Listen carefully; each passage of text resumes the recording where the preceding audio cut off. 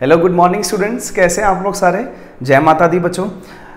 बच्चे हम लोगों ने अपना फर्स्ट चैप्टर स्टार्ट करना है, दैट इज स्कैरसिटी। और स्कैरसिटी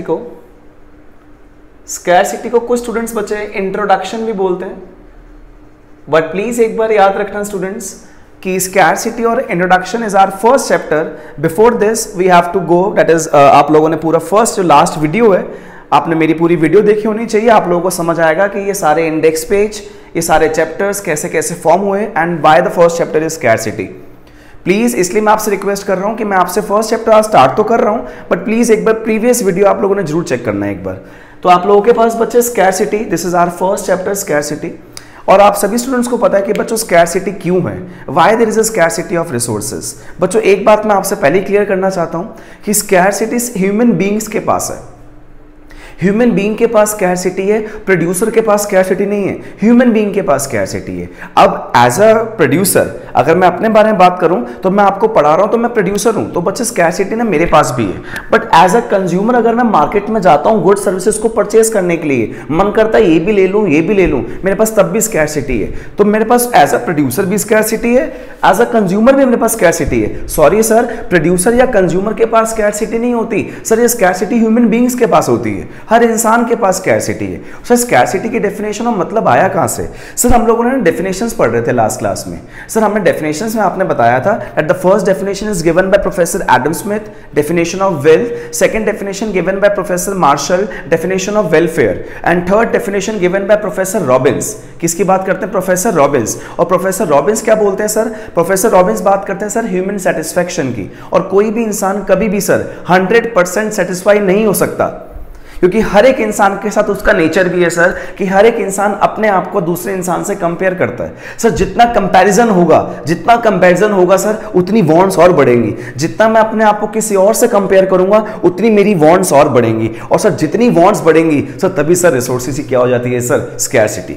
चाहे मैं प्रोड्यूसर हूं चाहे मैं कंज्यूमर हूं सर, एज अ प्रोड्यूसर हूं तब भी मैं अपने आप को और प्रोड्यूसर से कंपेयर करता हूं, एज अ कंज्यूमर हूं तब भी मैं अपने आप को और कंज्यूमर से कंपेयर करता हूं। उसके पास ये है मुझे भी ये चाहिए, उसके पास ये है मुझे भी ये चाहिए। एज अ प्रोड्यूसर वो ये प्रोड्यूस करता है, आज से मैं भी वो बनाऊंगा। तो एज अ प्रोड्यूसर और एज अ कंज्यूमर दोनों सेंस में सर मेरे पास रिसोर्सेज की क्या होती है? स्कैरसिटी। तो स्टूडेंट जब कभी भी स्कैरसिटी पढ़ी जाती है, जब कभी भी हम लोग स्कैरसिटी के बारे में पढ़ते हैं, तो एक कॉमन टीचर्स और कॉमन स्टूडेंट्स भी क्या आंसर देते हैं? आंसर देते हैं दैट ह्यूमन वांट्स।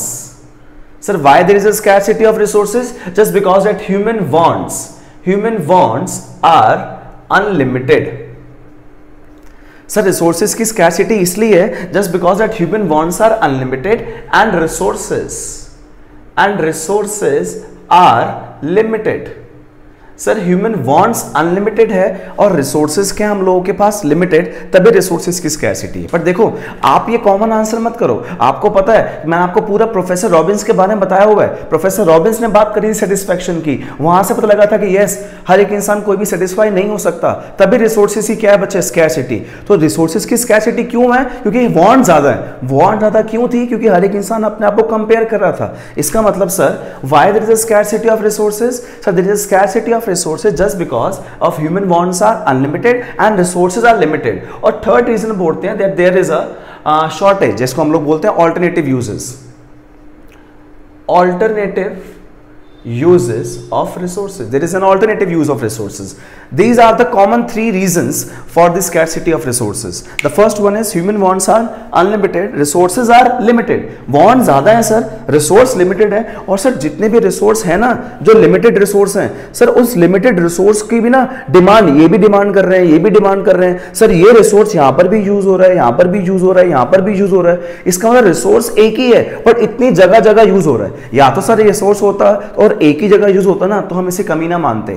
कमी पता कैसे लगती है? स्कैरसिटी पता कैसे लगती है? क्योंकि रिसोर्स तो एक ही है पर यूज 3-4 जगह होना है, तो इसलिए पता लगता है सर स्कैरसिटी के बारे में। इसलिए हमारे पास ये कॉमन 3 रीजंस हो गए। ये हम लोगों के पास कॉमन 3 रीजंस हो गए स्कैरसिटी के। The first reason is that the human wants are unlimited, the second reason is the resources are limited and third reason is alternative use of resources. But ठीक है, जब क्लास 11th के हर एक बच्चा ये 3 आंसर बोलेगा तो मेरा स्टूडेंट सिर्फ ये बोलेगा कि सर 3 अलग तरह की डेफिनेशन थी।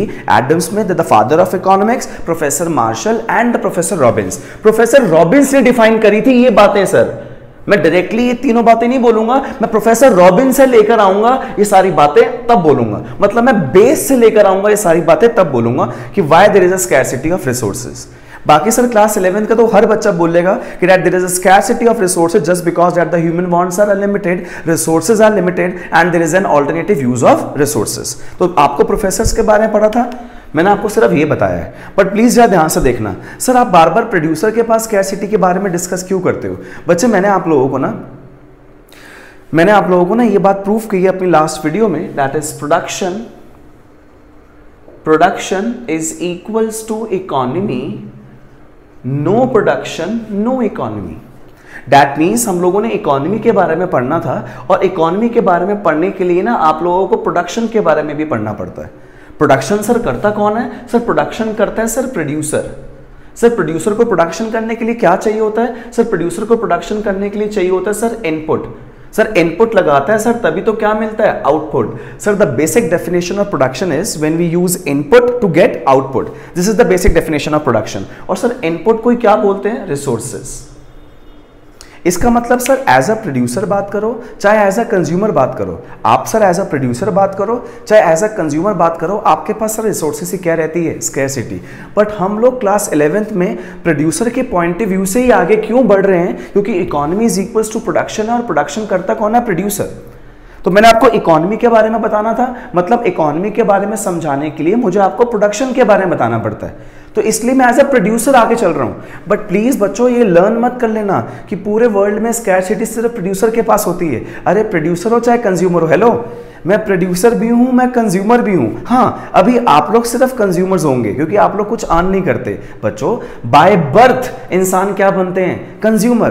बट जब वो पैसा अर्न करना शुरू कर देते हैं तो वो क्या बन जाते हैं? साथ साथ प्रोड्यूसर।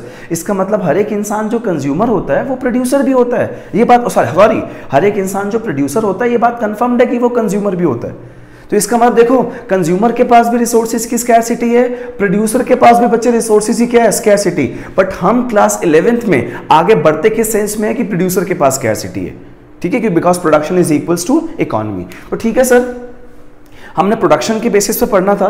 सर प्रोडक्शन करता कौन है? सर प्रोडक्शन करता है प्रोड्यूसर। सर प्रोड्यूसर को क्या चाहिए होता है? सर प्रोड्यूसर को चाहिए होता है इनपुट, और इनपुट को क्या बोलते हैं? Sir resources. And why there is a scarcity of resources? So just because that human wants are unlimited, so resources are limited and there is an alternative use of resources. तो आपको क्या बोला जाता है कि एक प्रोड्यूसर है, आपको समझाया जाता है कि एक प्रोड्यूसर, देखो मेरे पास ना दो सेंस हैं इस स्कैरसिटी को समझाने के लिए, दो रीजंस हैं। एक फर्स्ट तो बच्चों को ये बता दो कि there is a scarcity of resources just because human wants are unlimited, resources are limited and there is an alternative use of resources. और बच्चे कैसे समझाया जाता है? बोला जाता है कि प्रोड्यूसर की सेंस में पढ़ रहे हो ना स्कैरसिटी, वैसे तो कंज्यूमर के पास भी होती है, सबके पास, इंसान के पास स्कैरसिटी होती है। इंसान का नाम दिया जाता है कि ये प्रोड्यूसर है, ये कंज्यूमर है, बट हम प्रोड्यूसर के पॉइंट ऑफ व्यू से पढ़ रहे हैं। तो प्रोड्यूसर के पास सर स्कैरसिटी थी, सर एक ये प्रोड्यूसर था, सर इसके पास भी स्कैरसिटी थी। बट पता है ये बात समझाई कैसे जाती है कि इसके पास स्कैरसिटी थी? एक तो ये हो गया, और कैसे समझाया जाता है कि इसके पास स्कैरसिटी थी? ये बोला जाता है कि ये प्रोड्यूसर ना प्रोडक्शन करने के लिए आया था एक गुड नहीं, एक से ज्यादा गुड्स की। मैं यहाँ पे मेंशन कर रहा हूँ बच्चे, प्रोड्यूसर प्रोडक्शन करने के लिए आया था एक से ज्यादा गुड्स की। एक से ज्यादा सर कितने गुड्स? मैं अजम्पशन ले रहा हूँ बच्चों, एक से ज्यादा कितने गुड्स? मैं अजम्पशन ले रहा हूँ कि 2 गुड्स। सर 2 गुड्स क्यों लिए? 2 गुड्स क्यों लिए? बच्चे बहुत सारे ऐसे प्रोड्यूसर हैं जो 2 से ज्यादा गुड प्रोड्यूस करते हैं, 3 गुड, 4 गुड। अच्छा मुकेश अंबानी, अनिल अंबानी पता नहीं कितने सारे गुड्स एंड सर्विसेज प्रोड्यूस करते हैं। अगर वो भी सिर्फ एक ही गुड और एक ही सर्विस पे स्टिक रह जाते तो मुझे नहीं लगता कि वो इतने डेवलप होते कभी भी। इसका मतलब कौन नहीं चाहता सर, कौन नहीं चाहता गुड सर्विसेज एक से ज्यादा प्रोड्यूस करना? सर कौन नहीं चाहता पैसा और ज्यादा कमाना? सर पूजा करता हूं ना तब भी ये बात बोलता हूं कि भगवान जितना दिया ठीक है, थैंक यू, और देना, क्योंकि मैं भी इंसान हूं और मैं भी अपने आप को किसी और से क्या कर रहा हूं? Compare. So comparison is a necessity of life. If you want to develop in your life, सबसे पहले आपको अपने आप को किसी बेटर से अपने आप को क्या करना पड़ेगा? कंपेयर। तो सर ठीक है, तो प्रोड्यूसर है, तो प्रोड्यूसर, हर एक प्रोड्यूसर प्रोडक्शन करता है, बट आप लोगों को क्लास 11th में स्कैरसिटी का मीनिंग समझाने के लिए बोला जाता है कि ये प्रोड्यूसर आया प्रोडक्शन करने के लिए, बट एक गुड की नहीं, एक से ज्यादा। जब ये बोला जाता है ना कि एक से ज्यादा, तभी क्लास 11th के बच्चों को समझ आती है कि अच्छा एक से ज्यादा करने आया था ना, तभी स्कैरसिटी है। अगर एक ही करने आया होता ना तो स्कैरसिटी ना होती। ऐसा नहीं है अगर एक गुड भी प्रोड्यूस कर रहा होता तब भी स्कैरसिटी होती। बट आप लोगों को समझ अच्छा ऐसे आता है कि सर एक से ज्यादा प्रोड्यूस करने आया था तभी स्कैरसिटी है। फिर एक से ज्यादा तो जितने मर्जी हो सकते हैं, बट हम अजम्पशन ले लेते हैं कि एक से ज्यादा सिर्फ दो गुड्स हैं, दैट इज एक्स और Y, just because of the sake of simplicity. Concept को और इजी बनाने के लिए एक से ज्यादा 100 भी हो सकते हैं, एक से ज्यादा 200 भी हो सकते हैं, बट कॉन्सेप्ट को थोड़ा इजी बनाने के लिए हम सिर्फ एक से ज्यादा कितने ले रहे हैं, 2 गुड। एक हम लोग ले लेते हैं बच्चे एक्स और एक हम लोग ले लेते हैं बच्चे वाई, एक एक्स और एक वाई। तो ये प्रोड्यूसर है बच्चों, ये 2 गुड प्रोड्यूस करने आया था। देखो मैं एजम्पशन लेना 2, एक से ज्यादा जितने मर्जी हो सकते हैं बच्चे। तो ये प्रोड्यूसर है बच्चों, ये 2 गुड प्रोड्यूस करने आया था, एक एक्स गुड प्रोड्यूस करने आया था और एक वाई गुड प्रोड्यूस करने आया था। बट सेट स्टूडेंट्स, इसके पास तो रिसोर्सेस ही क्या है, स्कैरसिटी। तो जब कभी भी प्रोड्यूसर के पास रिसोर्सेस की स्कैरसिटी होती है ना, और वो 2 गुड प्रोड्यूस करने के लिए आ रहा है, तो यस उसको एक प्रॉब्लम फेस करनी पड़ेगी, उसको ना सोचना पड़ेगा, उसको ना अपने रिसोर्सेज को ना किसी एक गुड पे ज़्यादा लगाना पड़ेगा, किसी एक गुड पे कम। मतलब किसी एक गुड को ज़्यादा प्रोड्यूस करना पड़ेगा, किसी एक गुड को कम, या फिर दोनों गुड को इक्वल, या फिर एक्स को कम वाई को ज़्यादा, या फिर वाई को ज़्यादा एक्स को कम, क्योंकि रिसोर्सेज ही क्या है, स्कैरसिटी। तो जब प्रोड्यूसर के सामने ये सिचुएशन आती है, जब कभी भी प्रोड्यूसर के सामने ये सिचुएशन आती है, इस सिचुएशन को बोलते हैं बच्चे जस्ट बिकॉज ऑफ स्कैरसिटी। जब प्रोड्यूसर के सामने ये सिचुएशन आती है, इस सिचुएशन को बोलते हैं बच्चे problem of choice. The another name of problem of choice is known as economic problem. The another name of problem of choice is known as economic problem. तो जब ये देखो बच्चों, मैं एक प्रोड्यूसर था, सर दोबारा बताना प्रोड्यूसर के बारे में बात क्यों कर रहे हो बार बार। बच्चे मैं आपको प्रोड्यूसर के सेंस में स्कैरसिटी समझा रहा हूँ, बट प्रोड्यूसर के पास स्कैरसिटी नहीं, सबके पास स्कैरसिटी होती है, चाहे प्रोड्यूसर हो चाहे कंज्यूमर हो, इंसान के पास स्कैरसिटी होती है। सर जहाँ जहाँ एक इंसान डिसाइड करता है सर वहाँ क्या होती है, स्कैरसिटी। इसका मतलब सर आप प्रोड्यूसर के सेंस में समझा रहे हो कि कोई बात नहीं, क्योंकि production is equals to economy, हमने इकोनॉमी सब्जेक्ट पढ़ना है। तो सर एज अ प्रोड्यूसर मैं अगर आपके पास आता हूँ, एज अ प्रोड्यूसर मैं आ जा रहा था प्रोडक्शन करने के लिए, एक गुड की नहीं सर, एक से ज्यादा। सर क्या असम्पशन ली, 2 गुड्स की। तो 2 गुड्स की प्रोडक्शन करने के लिए जा रहा था, मेरे सामने सिचुएशन आई, ओ शिट यार मेरे पास रिसोर्सेज ही क्या है, स्कैरसिटी। अब मुझे किसी एक गुड को ज्यादा करने का पड़ेगा, किसी एक गुड को कम करना पड़ेगा। ये आई सिचुएशन, बट किस गुड को ज्यादा और किस गुड को कम, इसके बारे में सोचने के लिए पहले आई थी सिचुएशन कि मुझे करना पड़ेगा, बट क्या करूं, ये आता सॉल्यूशन। और सॉल्यूशन को बोलते हैं बच्चे central problem. Central problem is divided into 2 parts, 3 parts exactly: what to produce, how to produce, and for whom to produce. So just because of the scarcity, problem of choice arises बच्चों। Just because of the scarcity, problem of choice arises, and the another name of problem of choice is known as economic problem. The another name of problem of choice is known as economic problem बच्चे। And just because of problem of choice, देखो दोबारा से बोल रहा हूँ sir, आपको ये बात तो समझ आ गई नहीं कि मैं प्रोड्यूसर के सेंस में बात क्यों कर रहा हूँ। सर वैसे तो हर एक इंसान के पास स्कैरसिटी होती है, बट आप प्रोड्यूसर के सेंस में इसलिए बात कर रहे हो because production is equals to economy. आपने हमको इकोनॉमी के बारे में पढ़ाना था, तो आप प्रोडक्शन के बारे में पढ़ा रहे हो। प्रोडक्शन करता कौन है सर, प्रोड्यूसर।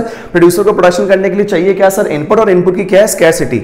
और सर स्कैरसिटी क्यों है सर, हमें ये बात पता है। और सर अगर नॉर्मल बात करें तो आप क्लास 11th के स्टूडेंट्स को स्कैरसिटी कैसे समझा रहे हो, आप बोल रहे हो कि प्रोड्यूसर प्रोडक्शन करने के लिए आया एक से ज्यादा गुड्स की, तो एक से ज्यादा गुड्स की प्रोडक्शन करने के लिए आया। सर ये मैं असम्पशन ले रहा हूं कि सिर्फ 2 गुड्स होंगे, वैसे तो सर बहुत सारे गुड्स हो सकते हैं। तो सर ये मैं स्कैरसिटी समझा रहा था, तो प्रोड्यूसर 2 गुड प्रोड्यूस करने आया, एक एक्स और एक वाई, बट उसका रिसोर्सेज ही क्या है सर, स्कैरसिटी। तो जब कभी भी एक प्रोड्यूसर के पास बच्चे हर एक मैं ये क्या बोल रहा हूं, जब कभी भी स्कैरसिटी होती है, तो अरे ये बोलना क्या है, होता है, ये बात तो कंफर्म्ड है कि हर इंसान के पास स्कैरसिटी है। तो ये प्रोड्यूसर 2 गुड प्रोड्यूस करने आया था, इसके पास रिसोर्सेज की क्या थी स्टूडेंट्स, स्कैरसिटी।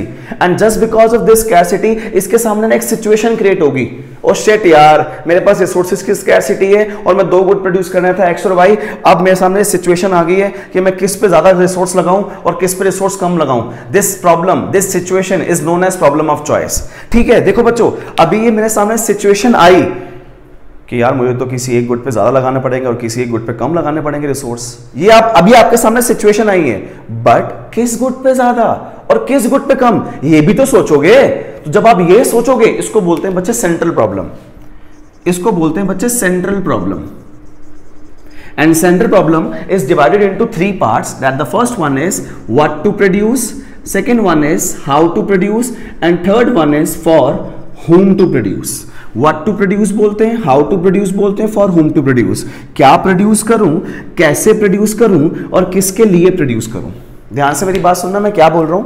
मैं एक प्रोड्यूसर था, मैं प्रोडक्शन, मैं दोबारा से बोल रहा हूं, मैं प्रोड्यूसर के बारे में क्यों बात कर रहा हूं. That production is equals to economy. तो प्रोड्यूसर के सेंस में डिस्कस कर रहा हूं.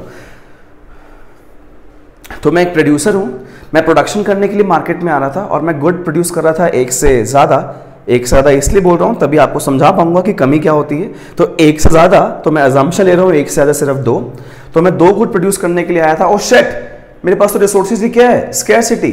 तो मुझे अब क्या करना पड़ेगा, चूज कि अपने स्कैर रिसोर्सेज किस गुड पे ज़्यादा लगाऊं. अपने स्कैर रिसोर्सेज एक्स पे ज्यादा लगाऊं या अपने स्कैर रिसोर्सेज वाई पे ज्यादा लगाऊं.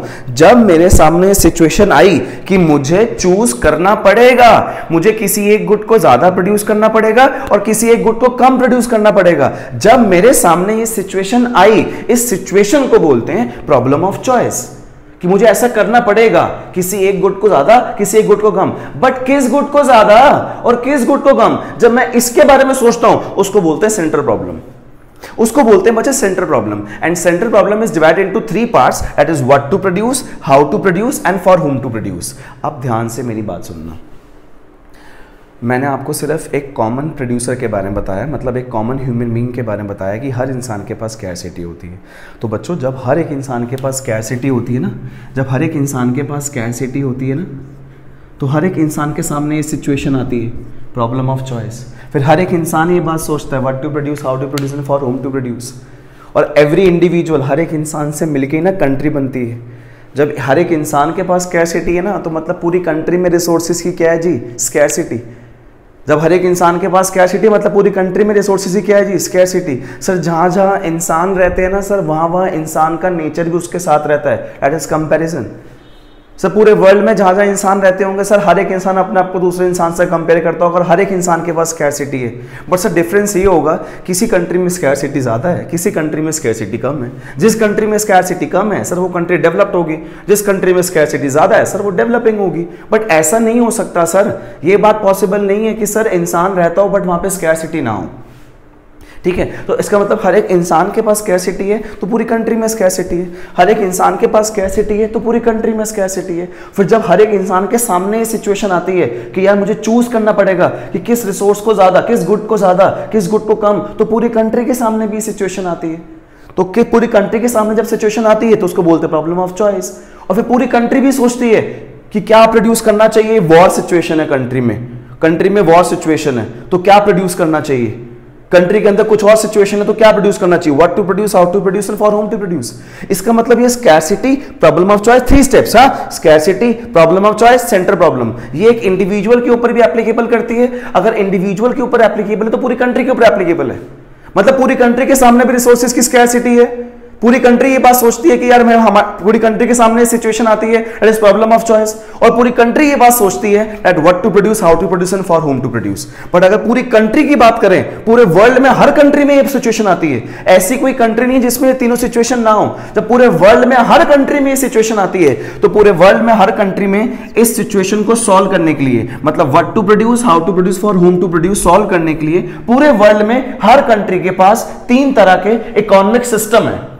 3 तरह के इकोनॉमिक सिस्टम है, जिस सिस्टम को हम लोग बोलते हैं बच्चे capitalist economic system, socialist economic system and mixed economic system. Capitalist का मतलब होता है बच्चे प्राइवेट सेक्टर, सोशलिस्ट का मतलब होता है सर गवर्नमेंट सेक्टर, और मिक्स का मतलब होता है दोनों प्राइवेट और गवर्नमेंट. अब देखो मैं आपको यहां से यहां पर लेकर आया हूं ना, अब यहां से यहां चलते हैं. देखो बच्चों, इसका मतलब पूरे वर्ल्ड में स्कैरसिटी है, पूरे वर्ल्ड में प्रॉब्लम ऑफ चॉइस है, और पूरा वर्ल्ड, हर कंट्री, हर इंसान बैठ के बात सोचता है what to produce, how to produce and for whom to produce. तो बच्चे पूरे वर्ल्ड में इस प्रॉब्लम को सॉल्व करने के लिए हर कंट्री के पास 3 तरह के इकोनॉमिक सिस्टम है. बच्चे जो बातें मैं आपको बोलता हूं ना, प्लीज गूगल करा करो. मैं आपको कोई बेमतलब की बात नहीं बोलता. तो पूरे वर्ल्ड में रिसोर्सेज की स्कैरसिटी है, तो पूरे वर्ल्ड में 3 इकोनॉमिक सिचुएशन, 3 इकोनॉमिक सिस्टम है, what to produce, how to produce, for whom to produce सोचने के. इसका मतलब सर प्राइवेट सेक्टर सोचता है what to produce how to produce, या फिर गवर्नमेंट सोचती है? और इंडिया के अंदर सर दोनों सोचते हैं, that is mixed economic system. इसका मतलब इंडिया अडॉप्ट करती है मिक्स्ड इकोनॉमिक सिस्टम। अब सुनना, मैं ऊपर लेके चलूंगा। सर इंडिया अडॉप्ट करती है मिक्स्ड इकोनॉमिक सिस्टम, मतलब sir what to produce how to produce and for whom to produce, India के अंदर दोनों सोचते हैं, प्राइवेट भी और गवर्नमेंट भी। जब ये what to produce how to produce for whom to produce सोचते हैं, मतलब इंडिया के अंदर प्रोडक्शन भी दो ही लोग करते हैं, एक प्राइवेट भी और एक गवर्नमेंट भी। Answer production is equals to economy. इसका मतलब इंडिया की इकोनॉमी को हैंडल, इंडिया की इकोनॉमी को हैंडल दो लोग करते हैं, एक प्राइवेट भी और एक गवर्नमेंट भी। तो मैंने अभी तक आपके सामने जो बोर्ड पे आप लोगों को समझाया स्टूडेंट्स, एग्जैक्टली ये सिर्फ एक बेसिक पार्ट है, आप इसको कहीं पर भी सर्च कर सकते हैं।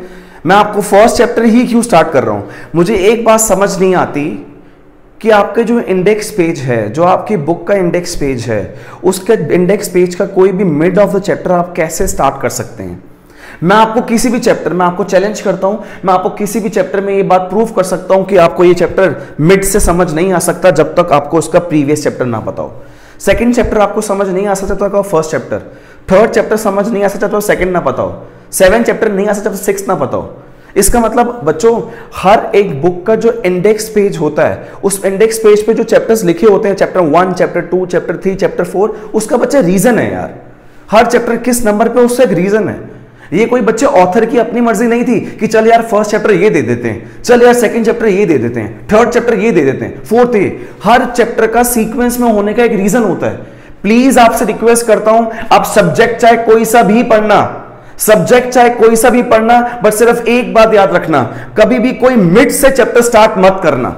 वो वेस्टेज है, वो सारा सब कुछ वेस्ट है जी। मैं आपको प्रूफ कर सकता हूं और आप देख लेना, ऐसा पूरी बुक में कभी नहीं होगा कि प्रीवियस चैप्टर से अगले चैप्टर का लिंक ना हो। बट अगर तब भी आप अगर मिड से स्टार्ट कर रहे हैं तो बच्चे आप पढ़ नहीं रहे, आप रट रहे हैं जी। आप चीजों को लर्न कर रहे हैं, आप अपने क्वेश्चन वाइज पढ़ रहे हैं। मैं आपको स्टार्टिंग में अपनी फर्स्ट वीडियो में ये बात प्रूव कर चुका हूं कि इकोनॉमिक्स क्या है। इकोनॉमिक्स क्या है, सराउंडिंग में एक्टिविटीज आती हैं। बच्चे सराउंडिंग्स में जो एक्टिविटीज है ना, उसके बारे में आपको भी पता है, उस एक्टिविटीज के बारे में मुझे भी पता है। तो जब इन सब एक्टिविटीज के बारे में हम लोगों को पता है तो अब तू रट क्यों रहा है यार, तू आगे जा क्यों रहा है, तो स्टेप बाय स्टेप चलना आगे। मैं आपको कह रहा हूं कभी कुछ लर्न नहीं करना पड़ेगा, सिर्फ सोचो और जो आप सोचोगे देखना बुक्स में वही लिखा होगा। और आपके पास ना क्लास 11 के ना अराउंड 14-15 पब्लिशर्स हैं, अलग अलग बुक है आपके पास, TR जैन, VK ओरी, संदीप गर्ग, अलग अलग बुक है आप लोगों के पास। मैं कह रहा हूं प्लीज सराउंडिंग को सोचो, और सराउंडिंग को सोचने के बाद किसी भी बुक को उठा लेना बच्चे, हर बुक में जो आप सोचते हो वही लिखा हुआ है सेम जी। लैंग्वेज में डिफरेंस हो सकता है बट एग्जैक्टली हम लोग जो सोचेंगे सर एग्जैक्टली वही लिखा हुआ है। तो प्लीज मैं आपसे रिक्वेस्ट कर रहा हूं बेसिक से पढ़ो, बेसिक से, कोई चैप्टर कहीं से भी स्टार्ट मत करना। और पूरे इंडेक्स पेज कैसे फॉर्म हुआ ये मैं आपको ऑलरेडी बता चुका हूं। चलो फिर स्टूडेंट्स आगे चलते हैं। मैं आपको ये बहुत इंपॉर्टेंट बात प्रूव कर चुका हूं, अब इसी पार्ट को थोड़ा सा आगे लेके चलते हैं हम लोग, ठीक है बच्चों। होल हम लोग पूरी कंट्री के बारे में अभी डिस्कस नहीं करेंगे क्योंकि हम लोग मैक्रो इकोनॉमिक्स नहीं, हम माइक्रो पढ़ रहे हैं। तो इसी एग्जांपल को आगे कंटिन्यू करते हैं, सिंगल प्रोड्यूसर के सेंस में। इसी एग्जांपल को आगे और कंटिन्यू करते हैं सिर्फ सिंगल प्रोड्यूसर के सेंस में। चलो बच्चे देखते हैं आगे। देखो तो बच्चों ये एक प्रोड्यूसर था, ये प्रोडक्शन करने के लिए आया, मिस्टर एक्स तो गुड का नाम ले लिया हमने। मिस्टर ए प्रोडक्शन करने के लिए आया, दो गुड्स X और Y, बट इनके पास इनके पास रिसोर्सेज की स्कैरसिटी है और अब इनको किसी एक गुड को ज़्यादा प्रोड्यूस करना पड़ेगा, किसी एक गुड को कम। तो ये बैठ के ना सोच रहे हैं कि किसको ज़्यादा करूं, किसको कम, मतलब what to produce, how to produce and for whom to produce. इसको एक प्रोड्यूसर की साइकोलॉजिकल थिंकिंग भी बोलते हैं कि वो बैठ के सोच रहा है। तो जब कभी भी ये प्रोड्यूसर बैठ के ये बात सोच रहा है ना कि यार मैं कौन सा गुड ज़्यादा प्रोड्यूस करूँ और कौन सा गुड कम प्रोड्यूस करूँ, तो ना इसके पास ना इसके फ्रेंड्स आते हैं। इसके पास सबसे पहले इसका फ्रेंड आता है मिस्टर बी। कह रहे सर क्या सोच रहे हो? मैंने एग्जैक्टली मैं सोच रहा हूँ कि क्या प्रोड्यूस करूँ, कैसे करूँ, किसके लिए करूँ। कह रहे सर क्यों? क्योंकि यार मेरे सामने problem of choice. Sir problem of choice क्यों आई? मैंने क्योंकि रिसोर्सेज की क्या थी, स्कैरसिटी।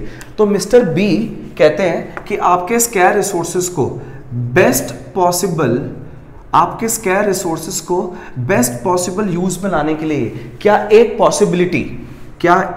पॉसिबिलिटी मैं बताऊं? मैंने बोला हाँ प्लीज बता दो। कह रहे एक काम करो, मेरे अकॉर्डिंग मुझे ऐसा लगता है कि सारे रिसोर्सेज एक्स पे लगा दो। मुझे ऐसा लगता है कि कंट्री में ना इस वक्त डिमांड ना एक्स की ज़्यादा है, तो एक काम करो सारे रिसोर्सेज एक्स पे लगा दो। तो जस्ट मैं एक अजम्पशन लेके चल रहा हूँ कि अगर मैं सारे रिसोर्स एक्स पे लगा भी दूँ तो एक्स यूनिट प्रोड्यूस हो रहा है 10 और y हो रहा है बच्चे, जब y पे कुछ लगाया नहीं तो y कितना होगा 0। सर ये है क्या? सर ये एक पॉसिबिलिटी है। सर ये है क्या? सर ये एक पॉसिबिलिटी है। पॉसिबिलिटी किस चीज की? स्कैर रिसोर्सेज को बेस्ट पॉसिबल यूज में लाने की। क्योंकि सर आप बैठ के सोच रहे थे what to produce, how to produce and for whom to produce, तो सर आपको आपका फ्रेंड ने आके ये एक पॉसिबिलिटी बताई है आपके स्कैर रिसोर्सेज को बेस्ट पॉसिबल यूज में आने के लिए। ठीक है, मिस्टर सी आया, मिस्टर सी आके दोबारा मुझसे पूछता, कोई बात नहीं मिस्टर बी आए हैं, उन्होंने बताया है तो कौन सा मैं भी प्रोड्यूस कर रहा हूँ। आपको तो पता है कि प्रोडक्शन तो भी बाद में होनी है, प्रोडक्शन चैप्टर तो भी बाद में आना है, मैंने तो सिर्फ उनकी सजेशन सुनी और लिख ली। ऐसे मिस्टर सी आया, मिस्टर सी आया कह रहे सर क्या कर रहे हो? मैं बैठ के सोच रहा हूँ what to produce, how to produce, for whom to produce. कह रहे सर मैं बताऊँ? सर आपके स्कैर रिसोर्सेज को बेस्ट पॉसिबल यूज में लाने के लिए एक पॉसिबिलिटी मैं बताऊं? मैंने हाँ बिल्कुल बताओ। कह सर एक काम करो। मैंने हाँ जी बोलो। कह रहे सर अपने स्कैर रिसोर्सेज ना, सर आपने ये किसने बताया? मैंने ये मिस्टर बी ने बताया। कह रहे एक काम करो, अपने कुछ रिसोर्सेज ना एक्स से हटाओ और वाई पे लगाओ। मान लो बच्चों की हमारे जो रिसोर्सेज है ना वो ह्यूमन रिसोर्स है, लेबर है, लेबर।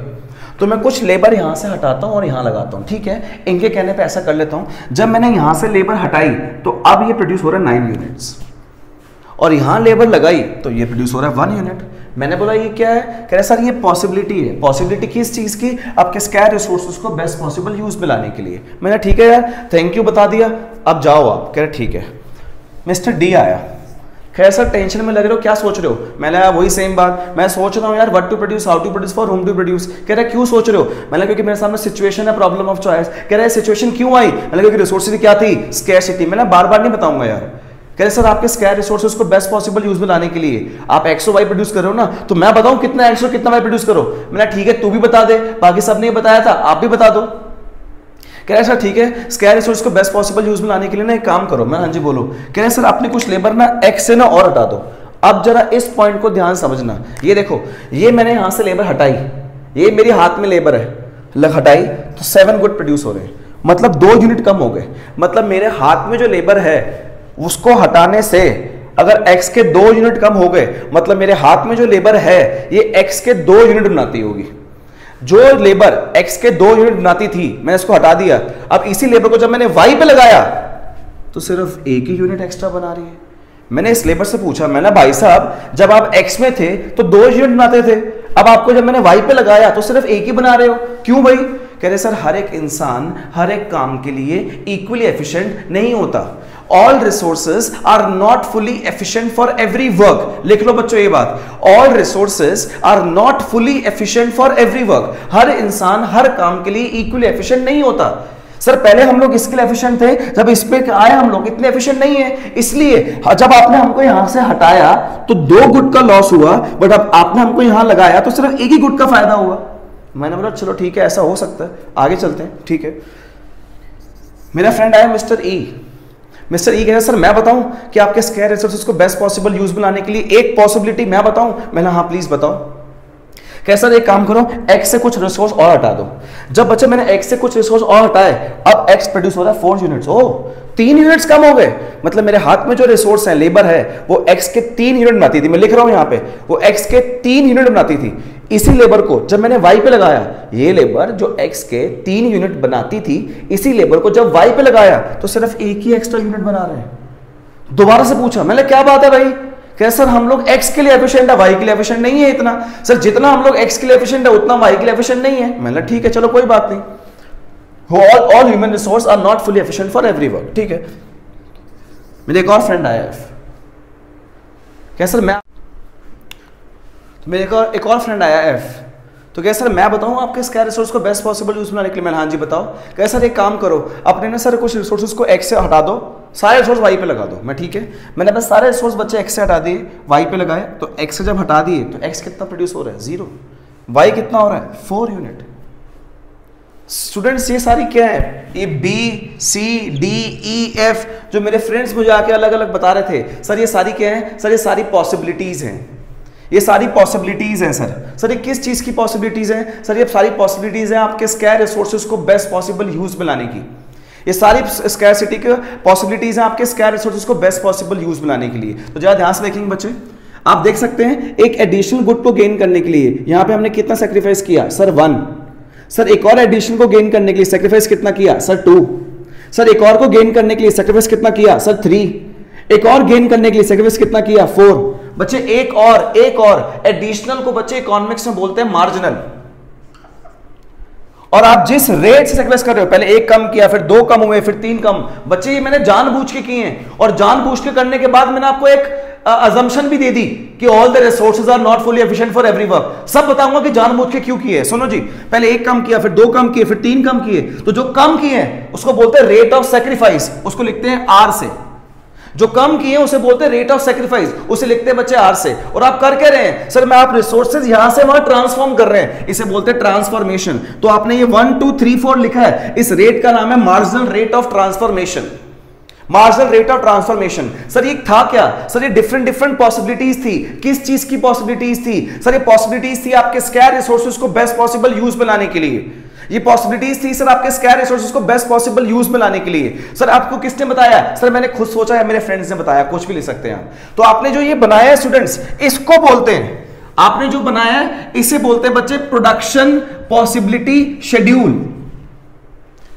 आपने जो बनाया स्टूडेंट इसे बोलते हैं प्रोडक्शन पॉसिबिलिटी शेड्यूल।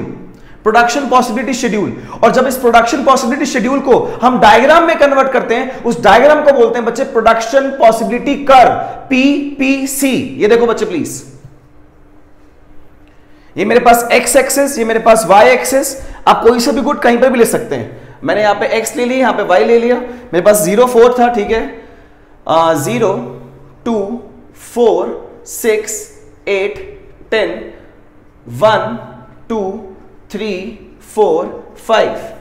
10 पर 0 था बच्चे, 10 0। सर 9 पर 1, 9 पर 1, ठीक है, डन सर। नेक्स्ट सर 7 पर 2, सर 6, सर 7, 7 पर 2, ठीक है सर, डन। अगर आप इसे लोकस बच्चे, जो ये बना रहा हूं, जो मैं ये फॉर्म कर रहा हूं कि इतना x इतना y, यहां पर सोचो इतना x इतना y, इससे सर इतना x इतना y। आगे अगर मैं फॉर्म करता हूं फॉर एग्जांपल 4 3 4 3, ये रहा सर, ये रहा सर, इतना x इतना y। आगे कहां है सर? आगे 0 4, सर 0 4, इतना x इतना y। इनको बोलते हैं बच्चे लोकस। इस पॉइंट को बोलते हैं लोकस। और हर एक लोकस क्या शो करता है? सर हर लोकस शो करता है कि कितना x है और कितना y है। और जब आप इन लोकस को ज्वाइन करते हैं, जब आप इन लोकस को ज्वाइन करते हैं, जो ये कर्व बना है आपके सामने, इस कर्व को बोलते हैं बच्चे production possibility curve, that is PPC.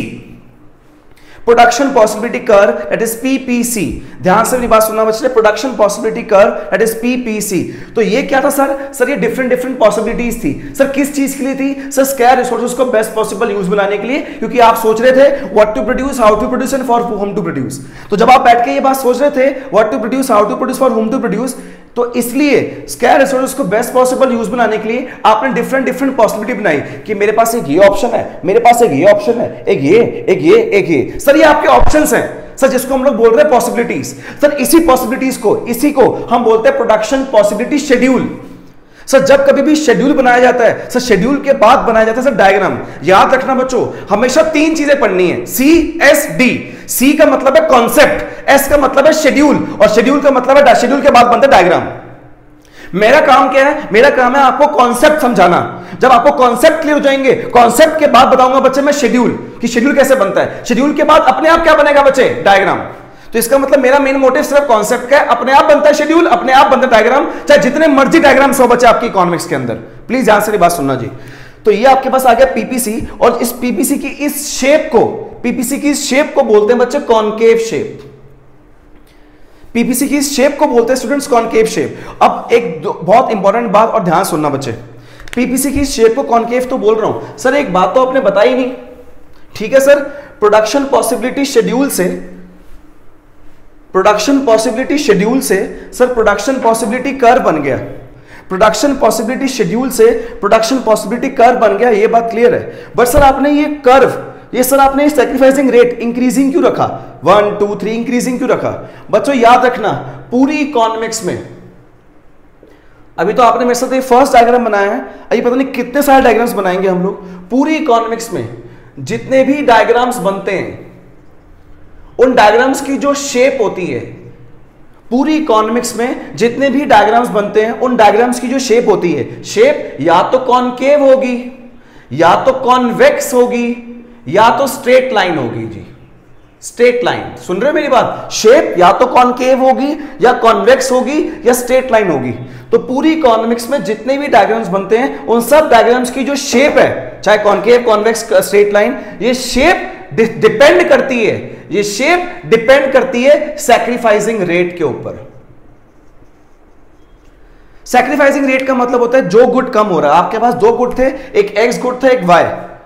आपने कॉम्बिनेशन बनाना शुरू किया था और आपने कॉम्बिनेशन में वाई गुड को सबसे पहले 0 रखा था। ऑब्वियस सी बात है, बेस्ट कॉम्बिनेशन है, स्टार्टिंग से शुरू करना चाहिए। ऑब्वियस सी बात है, कॉम्बिनेशन ये भी हो सकता था कि आधे रिसोर्स एक्स पे आधे वाई पे, पर ये स्टार्टिंग का कॉम्बिनेशन नहीं हुआ। अगर स्टार्टिंग का करना है तो सारे पहले एक्स पे लगाओ, वाई पे 0, फिर एक्स पे कम वाई पे ज्यादा, एक्स पे कम वाई पे ज्यादा, एक्स पे कम वाई पे, ये देखो आ गया बीच का, फिर दोबारा अब आगे इससे, ऐसे होने चाहिए कॉम्बिनेशन। तो बस स्टार्टिंग से सीक्वेंस के अकॉर्डिंग शुरू करना चाहिए, सीक्वेंस के अकॉर्डिंग।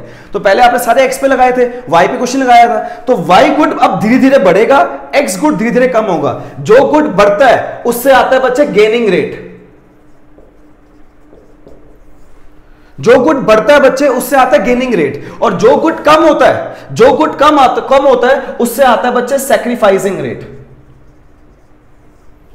जो गुड बढ़ता है उससे आता है गेनिंग रेट, और जो गुड कम होता है उससे आता है बच्चे सैक्रिफाइसिंग रेट। हां जी, सैक्रिफाइसिंग रेट, जो गुड कम हो रहा है, और सैक्रिफाइसिंग रेट की वजह से ही, सैक्रिफाइसिंग रेट के ऊपर ही डिपेंड करती है कि शेप कैसी होगी। और पता है मुझे पीपीसी की शेप ना कॉनकेव चाहिए थी, मुझे पीपीसी की शेप कॉनकेव चाहिए थी, तभी जानबूझ के मैंने सैक्रिफाइसिंग रेट जो रखा है ना वो इंक्रीजिंग रखा। क्योंकि अगर आपका सैक्रिफाइसिंग रेट इंक्रीजिंग होगा तभी कॉनकेव आएगा, डिक्रीजिंग होगा तब कॉन्वेक्स आएगा। स्ट्रेट लाइन ना इंक्रीजिंग होगा ना डिक्रीजिंग, कांस्टेंट होगा।